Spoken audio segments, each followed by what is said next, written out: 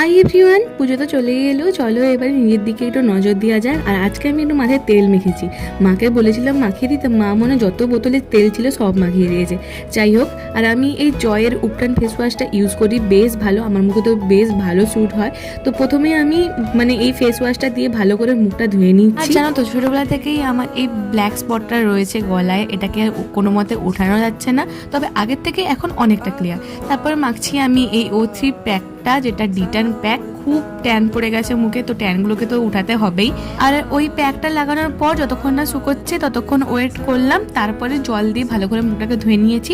আর এখন লাগাচ্ছি আমি একটা সিট মাস্ক, যেটা আমি জুডিও থেকে এনেছিলাম। আর সিট মাস্ক লাগানোর পর যে সিট মাস্কের যে এক্সট্রা যে সিরামটা থাকে ওটাও আমি লাগিয়ে ফেলেছি পুরোটা। তো এটা রাখবো যতক্ষণ না শুকোচ্ছে। আর শুকিয়ে গেছে অলরেডি, আমি তুলেও দিলাম। আর দেখো অনেকটা ক্লিয়ার লাগছে মুখটা। তো চলো আবার নেক্সট ব্লগে দেখা হচ্ছে। আজকের জন্য এতটাই, টাটা।